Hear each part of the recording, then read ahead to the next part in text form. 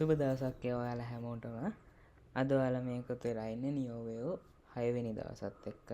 කලින් අපි වීඩියෝ 5ක් කරා. ඒ වීඩියෝ බලපු නැති කට්ටිය ඉන්නවා නම් ඩිස්ක්‍රිප්ෂන් එකට ලින්ක් ටික ඇඩ් කරලා තියන්නම්. ඒ වීඩියෝ ටික බලලා මේ වීඩියෝ එක බලන්න. අපි කලින් වීඩියෝ වලින් කතා කළා මොටිව් වේව් එකක් කියන්නේ මොකක්ද? කරෙක්ටිව් වේව් එකක් කියන්නේ මොකක්ද කියලා.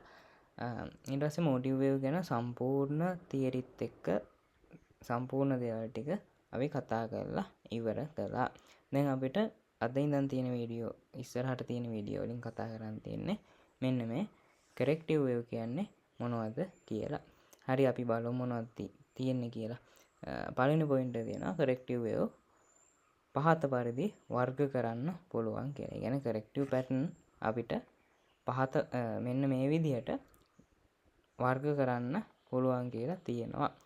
මුලින්ම අපිට ප්‍රධාන විදිහට බලා ගන්න පුළුවන් ස්ටෑන්ඩඩ් කරෙක්ෂන් කම්බිනේෂන් කියලා. ඊට පස්සේ ස්ටෑන්ඩඩ් කරෙක්ෂන් උත් ආයෙ බෙදෙනවා කොටස් 8කට, කම්බිනේෂන් උත් ආයෙ කොටස් 2කට බෙදෙනවා. මෙතන අපි එකින් එක පොඩ්ඩක් විස්තර ඇතුව පැහැදිලි කරගමු. මුලින්ම අපිට තියෙනවා ස්ටෑන්ඩඩ් කරෙක්ෂන් යටතේ පළවෙනි එක සිග්සැග් කරෙක්ෂන් එක ගැන කතා කරන්න. ඔයාලා දැන් හිතනවා ඇති මෙතන සිග්සැග් කියලා දාලා මේ වරහන් ඇතුලේ මොකද්ද දාලා තියෙන්නේ කියන එක. මෙතන මේ වරහන් ඇතුලේ තියෙන එක ගැන කතා කරොත් එහෙම අපිට දැන් ඉස්සෙල්ලා අපි මොටිව් වේව් එකක් මාකට් එකේ ලකුණු කරන විදිහ ඉගෙන ගත්තනේ. කොහොමද ලකුණු කරන්නේ? 1 2 3 4 5 කියලා 5 වේව් ස්ට්‍රක්චර් එකකින් අපි මොටිව් වේව් එකක් ලකුණු කරනවා. කොහොමද මොටිව් වේව් එකක් ලකුණු කරන්නේ? 1 2 3 4 5 කියලා. ඒ විදිහට දැන් අපිට මෙන්න මෙතන අපි කතා කරන කරෙක්ෂන් වේව් ලකුණු කරන්නත් සම්මත තියරි එකක් තියෙන්න ඕනේ. ඒ සම්මත දේ තමයි මෙන්න මෙතනින් අපි මෙන්න මේ වරහන් ඇතුලේ අපි ලකුණු කරලා තියෙන්නේ. එතකොට අපි සිග්සැග් කරෙක්ෂන් එක ගත්තොත් සිග්සැග් කරෙක්ෂන් අපි ලකුණු කරන්නේ A B C කියලා. සිග්සැග් කරෙක්ෂන් එක ලකුණු කරන්නේ A B C කියලා. ඊට පස්සේ මෙතන ඩොට් දෙකක් දාලා 5 කියලා දාලා තියෙන්නේ මොකද්ද? ඒක ඉස්සරහින් ඩොට් දෙකක් දාලා 5 කියලා ලකුණු කරලා තියෙන්නේ මොකද්ද?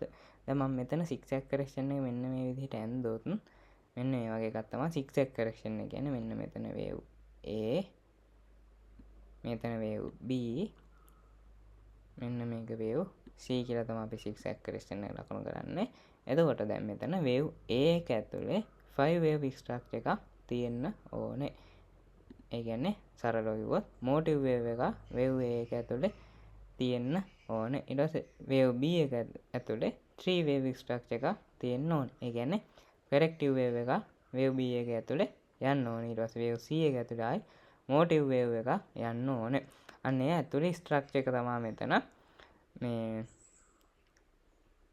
ඉංග්‍රීසි අකුරට ඉස්සරහින් ඉලක්කමක් දාලා තියෙන්නේ. ඒක පැහැදිලි ඇති කියලා හිතනවා. අනිත් ඒවාටත් ඒ ටිකම අදාළයි. මම ගාව ටික එච්චර එහෙම ලොකුට විස්තර කරන්න යන්නේ නැහැ. ඒ නිසා අපිට සිග්සැග් කරෙක්ෂන් එකේ තොර ලකුණු කරන්න පුළුවන් ABC කියලා ස්ට්‍රක්චර් එක මෙන්න මේ විදිහට තියෙන්නේ.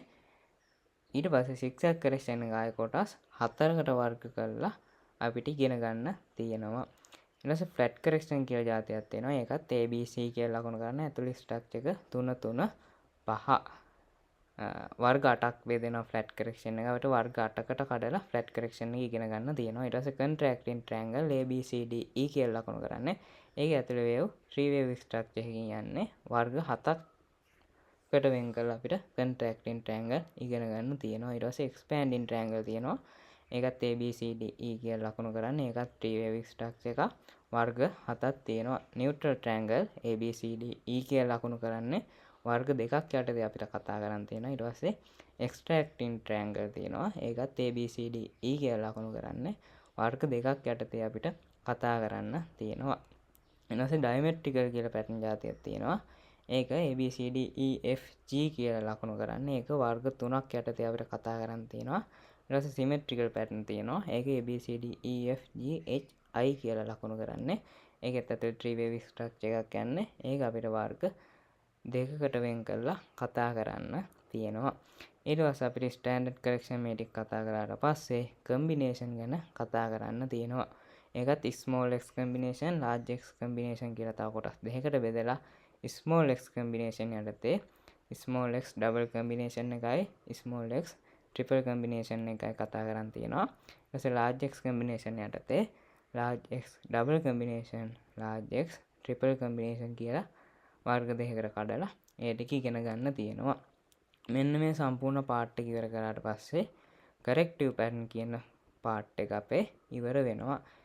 එතනින් අපි neo wave එක යටතේ තියෙන theory part එක ඉවර කරනවා. සම්පූර්ණයෙන්ම එතකොට neo wave යටතේ තියෙන theory කොටස් ටික ඉවරයි. ඊට පස්සේ අපිට practical lesson වලින් එකතු වෙන්න පුළුවන්. සමහර දවස්වලට අපිට live වෙන්න හැකියාවක් තියෙයි. live ඇවිල්ලා ඔයාලා එක count කරන්න අපි idea එකක් තියන් ඉන්නවා. ඒක අපි බලමු ඔයාලගේ ප්‍රතිචාරات එක්ක. හරි. අද දවසේ අනුමාත්‍රකව දාගන්න zigzag correction කියලා. අපි බලමු මේ zigzag correction එකක් කියන්නේ මොකක්ද කියලා. පළවෙනියට තියෙනවා sub wave තුනක් තියෙනවා කියලා. අපි දැන් ඉගෙන ගත්ත ඉස්සෙල්ලා motive wave එකක් යටතේ sub wave පහක් තියෙනවා කියලා. දැන් මෙතන zigzag correction එක යටතේ තියෙනවා sub wave තුනක් තියෙනවා කියලා. ඒ කියන්නේ දැන් මෙතන මෙන්න මේ උඩට ගිය සම්පූර්ණ wave එක correction wave එකක් කියලා හිතන්න. එහෙනම් ඔයාලට දැන් idea එක තියෙන්න ඕනේ. අනිවාර්යයෙන්ම මේක මොන trend එකක්ද දැන් මෙතන මෙහෙම උඩට correction එකක් හැදුනා නම් අනිවාර්යයෙන්ම මේක ප්‍රධාන විදිහට down trend එකක් වෙන්න ඕනේ. මෙන්න මේ විදිහේ motive එකක් ඇවිල්ලා මෙන්න මේ විදිහට correction wave එකක් හැදිලා ඊට පස්සේ ඔන්න ආයි පල්ලෙහාට motive wave එකක් යන්න ඕනේ. දැන් මෙතන අපි මේ කතා කරන zigzag correction එක යටතේ දැන් අපි මෙන්න මේක ප්‍රධාන විදිහට correction එකක් කියලා ගත්තොත් ඒ correction wave එක ඇතුලේ ඒක zigzag එකක් හැදෙනවා නම් sub wave මෙන්න මේ විදිහට A B C කියලා කොටස් තුනකින් බලා ගන්න පුළුවන් වෙනවා. ඊට පස්සේ wave structure එක motive wave එකක්, ඊට පස්සේ corrective wave එකක්, ඊට පස්සේ ආයි motive wave එකක්. ඒ කියන්නේ දැන් මෙතන wave A එක ඇතුලේ motive wave එකක් යන්නේ 1 2 3 4 5 කියලා. ඊට පස්සේ මෙන්න මෙතන B wave එක ඇතුලේ ආයි corrective wave එකක් යන්න ඕනේ. මෙන්න මෙතන මේ B wave එක ඇතුලේ corrective wave එකක් යන්න ඕනේ මොකක් හරි. ඊට පස්සේ ආයි wave C එක ඇතුලේ ආයි motive wave එකක් යන්න ඕනේ. පැහැදිලි ඇති කියලා හිතනවා. ඊට පස්සේ අපිට තියෙනවා ඊගා පොයින්ට් එකේ තියෙනවා wave B wave A හි ආරම්භයෙන් ඔබට ගමන් නොකරයි කියලා. ඒ කියන්නේ wave A ගේ ආරම්භය මෙතන wave A ගේ අවසානය මෙතන කියලා ගත්තොත් දැන් මෙන්න මේ පැත්තට retrace වෙන wave B එක මෙන්න මෙතන wave A ගේ starting point එක ගාලා මෙන්න මේ විදිහට පහළට අවිල්ල උඩට යන්න හැකියාවක් නැහැ. ඊට පස්සේ පොයින්ට් එකේ තියෙනවා wave C wave A හි අවසානයෙන් ඔබට ගමන් කළ යුතුය කියලා. ඒ කියන්නේ දැන් මෙතනින් ඔන්න wave A එක end කරලා ඔන්න wave B එක පල්ලෙහාට වැටුණා කියලා අරගෙන wave B එක මෙන්න මෙතනින් ඉවර කරනවා. ඊට පස්සේ අනිවාර්යෙන් zigzag correction එකක් නම් මෙතන හැදෙන්නේ wave C එකක් මෙන්න මේ විදිහට උඩට යන්න ඕනේ. ඒ උඩට යන wave C එක අනිවාර්යයෙන්ම මෙන්න මෙතන wave A එක ගලවන්න ඕනේ. wave A හි අවසානය ගලවන්න ඕනේ. මෙන්න මේ උඩට යන wave C එක මෙන්න මේ විදිහට ඉවර කරලා මෙන්න මේ හරින් විතර ඉවර කරලා wave C කියලා අපිට මෙතනින් ඉවර කරලා මෙහෙම පල්ලෙහාට ගන්න බෑ. අපි zigzag correction එක මාක් කරනවා නම් ඉන්නේ විදිහට අපිට ගන්න හැකියාවක් නැහැ. අනිවාර්යයෙන්ම මෙන්න මේ wave A හි end point එක ගලවලා wave C එක මෙන්න මේ විදිහට උඩට යන්න ඕනේ. ඊට පස්සේ තියෙනවා සෑදෙන ස්ථාන impulse එකක් ඇතුලේ wave 2 4 ඇතුලේ මේ zigzag correction දෙක ගන්න පුළුවන්. අපි ඒක impulse wave එකක් කතා කළානේ. ඒක නිසා ඔයාලට දැන් impulse wave එකක් ඇතුලේ zigzag correction හැදිලා හැදුනොත් එහෙම සම්පූර්ණයෙන් අපිට මාකට් එකේ මාක් කරගන්න හැකියාවක් තියෙන්න ඕනේ. කවුන්ට් එක ඔයාලට ගහගන්න හැකියාවක් තියෙන්න ඕනේ. ඊට පස්සේ terminal impulse උත් අපි කතා කරා. ඒ terminal impulse වල wave 1 3 5 ඇතුලේ මෙන්න මේ zigzag කියන correction જાතිය බලා ගන්න පුළුවන්. ඊට පස්සේ flat correction කියලා තියෙනවා. අපි මේ දේවල් ඉස්සරහට කතා කරනවා. flat correction එක wave A B ඇතුලේ මෙන්න මේ zigzag correction කියන જાතිය බලා ගන්න පුළුවන්. ඊට පස්සේ zigzag correction එකත් wave B ඇතුලේ. දැන් මෙතන සම්පූර්ණ zigzag එකක් ගත්තොත් මෙන්න මේ zigzag එක ඇතුලේ ආයි මෙන්න මෙතන wave B එක ඇතුලේ 3 wave structure එකකින් තියෙන තව zigzag එකක් අපිට බලා ගන්න පුළුවන්. ඊට පස්සේ තියෙනවා leg of triangle. ඒ කියන්නේ triangle එක පාදයක් විදිහට අපිට බලා ගන්න පුළුවන්. diametrical symmetrical combination ඔන්න ඔය pattern වල leg එකක් විදිහට අපිට මේ zigzag කියන correction જાතිය බලා ගන්න හැකියාවක් තියෙනවා. ඊට පස්සේ x wave තුලත් මෙන්න මේ zigzag කියන correction જાතිය බලා ගන්න පුළුවන්. ඊට පස්සේ point එකක් තියෙනවා wave B wave A ගෙන් Fibonacci level 61.8ට වැඩි විය නොහැකි අතර 161.8යි අතර විය යුතුය කියලා. අපි ඒක පැහැදිලි කරගමු. ඒ මොකද්ද කියන්නේ? wave B wave A ගෙන්. ඒ කියන්නේ මෙන්න මේ හැදෙන wave B එක අපි මනින්න ඕනේ මෙන්න මේ wave A ගෙන්. wave A ගෙන් 61.8ට වැඩි වෙන්න බෑලු. ඒ කියන්නේ දැන් උඩට අපි මේ correction එක යනවා කියලා ගත්තොත් මෙන්න මේ wave A එක හැදිලා තියෙන උඩටනේ. එහෙනම් අපි දාන්න ඕනේ wave A ගේ ආරම්භයට දාලා wave A ගේ අවසානයට දානවා.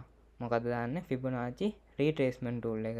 ඒක දාලා අපි on කරගන්න ඕනේ 61.8 කියන level එක. අන්නේ level එක on කරගත්තට පස්සේ මෙන්න මේ හැදෙන wave B එක පල්ලෙහාට මෙහෙම හැදෙන wave B එක අනිවාර්යෙන්ම මෙන්න මෙතන මේ 61.8 කියන level එකේ වැදෙන්න බෑ. ඊට කලින් retrace වෙලා උඩට wave C එක යන්න ඕනේ කියලා තියෙන්නේ. 61.8ට වැඩි විය නොහැකි අතර මෙන්න මේක ගලවගෙන පහළට එන්න බෑ. මෙන්න මේ විදිහට wave B එක මේ 61.8 කියන level එක ගලවලා පහළට එන්න බෑ. 161.8යි අතර විය යුතුය. ඒ කියන්නේ දැන් අපි level එක on කරගත්තොත් 161.8යි කියන එක එන්නේ zone එක ඇතුලේ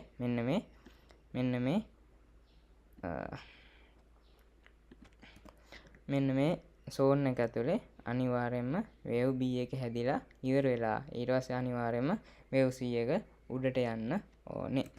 පැහැදිලි ඇති කියලා හිතනවා. ඊට පස්සේ තියෙනවා ඔයාලට දැන් මෙතන පොඩි ප්‍රශ්නයක් එන්න ඇති. මෙතන දැන් අපි කතා කරනවා wave B එක උඩරිම යන්න පුළුවන් wave වේගෙන් 61.8 වගේ level එකක් කියලා. එහෙනම් ඇයි මෙතන wave B wave A හි ආරම්භයෙන් ඔබට ගමන් නොකරයි කියලා තව point එකක් දීලා තියෙන්නේ. දැන් අපිට කෙලින්ම මේ point එක කිව්වනම් හරියන්නේ. ආයෙ එතකොට මේ point එකක් ගැන කතා කරන්න ඕනේ නැහැනේ.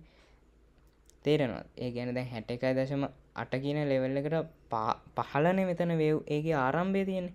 මේ wave A ගේ ආරම්භය තියෙන්නේ මේ 61.8 කියන level එකට පාතින්නේ.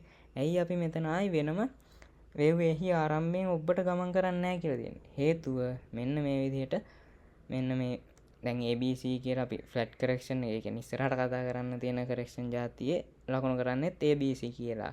අන්න ඒ correction જાතියේ හැදෙන pattern જાතියක් තියෙනවා. මෙන්න මේ විදිහට starting point එක ගලවලා හැදෙන pattern જાතියක් තියෙනවා. අන්න ඒකත් එක්ක පොඩ්ඩක් highlight කරලා කියන්න තමයි මෙතන zigzag correction එක මෙන්න මේ wave B wave A හි ආරම්භයෙන් ඔබට ගමන් නොකරයි කියන point එක මෙතන දාලා තියෙන්නේ. තේරුම් නැත්නම් ලොකුට හිතන්න එපා. ඔයාලා මේ අදහස් ටික ඔලුවට දාගන්නකො. ඉගෙනගෙන තියෙන කෙනෙක්ට නම් ටිකක් පැහැදිලි වෙයි මොකද්ද කිව්වේ කියලා. ඒ නැතත් ඔයාලා හිතන්නේ ඉස්සරහට අපිට ඉගෙන ගන්න තියෙන pattern જાතියක මෙන්න මේ විදිහට starting point එක ගලවලා හැදෙන pattern જાතියක් තියෙනවා. එන්නේ starting point එක ගලවලා හැදෙන pattern જાතියත් එක්ක වෙන් කරලා හඳුන්වන්න තමයි මෙන්න මේ විදිහට අපිට මෙන්න මෙහෙම point එකක් දාලා තියෙන්නේ කියන එක ඔයාලා ඔලුවට දාගන්න. ඊට පස්සේ තියෙනවා impulse wave එකකින් පසු සෑදෙන pattern එක zigzag එකක් නම්. ඒ කියන්නේ අපි ඉස්සෙල්ලා impulse wave කතා කළා. ඔයාලා දැන් මාකට් එකේ impulse wave එකක් දැක්කා කියලා හිතන්නකෝ.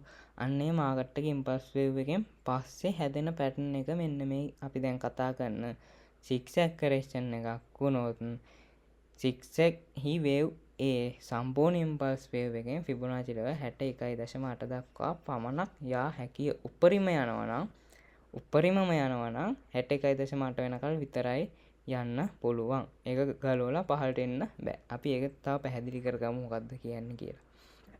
ඒකේ කියනවා ඔයාලා මාකට් එකේ මෙන්න මේ විදිහට ඉම්පල්ස් එකක් දැක්කොත් ඒ ඉම්පල්ස් එකෙන් පස්සේ හැදෙන පැටර්න් එක සිග්සැග් එකක් කියලා හිතුවොත් අපේ මෙන්න ඉම්පල්ස් එකෙන් පස්සේ හැදෙන පැටර්න් එක සිග්සැග් පැටර්න් එකක් කියලා හිතුවොත් ඒ සිග්සැග් එකේ වේව් A කියලා හැදෙනවනේ. කියන්නේ අපි දැන් කතා කළා සිග්සැග් එකක් ලකුණු කරන්නේ මෙන්න මේ විදිහට කියලා.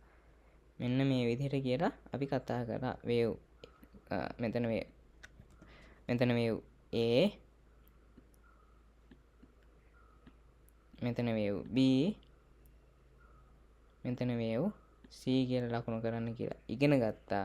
මෙන්න මේ විදිහට ලකුණු කරන එකේ මෙන්න මේ වේව් A එක වේව් A එක සම්පූර්ණ ඉම්පල්ස් එකෙන් 61.8 කියන ලෙවල් එකට එන්න බෑ.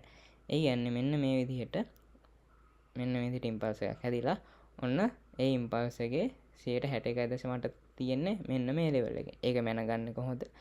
ඉම්පල්ස් එකේ ආරම්භයට ඉම්පල්ස් එකේ අවසානයටයි ෆිබොනාචි රීට්‍රේස්මන්ට් ටූල් එක දාලා මෙන්න මේ කියන ලෙවල් එක ඔන් කරගත්තට පස්සේ කියන්නේ 61.8 කියන ලෙවල් එක ඔන් කරගත්තට පස්සේ මෙන්න මේ හැදෙන වේව් A එක මෙන්න මේ විදිහට මෙන්න මේක ගලවගෙන පහළට එන්න බෑ. උඩරිම එනවා නම් එන්න පුළුවන් මෙන්න මේ 61.8 කියන ලෙවල් එකට වේව් A එක ඉවර වෙන්න පුළුවන් මෙන්න මේ 61.8 කියන ලෙවල් එකට. ඊට පස්සේ වේව් A එක ඉවර කරලා ඔන්න වේව් B එක ඊට පස්සේ ඔන්න වේව් C එක හැදෙන්න හැකියාව තියෙනවා.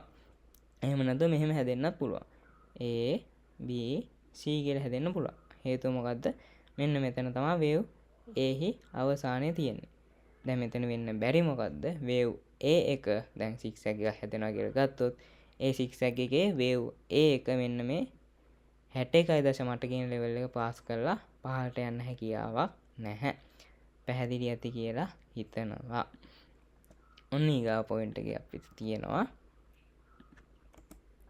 සිග්සැග් කරෂන් ප්‍රධාන ආකාර 4කටයි බෙදන්න පුළුවන් කියලා අපි ඉස්සෙල්ලා කතා කරා. දැන් අපි මේ කතා කරේ සිග්සැග් කරෂන් එක ප්‍රධාන කියන්නේ හැම සිග්සැග් එකකටම අදාළ වෙන රූල් ටික.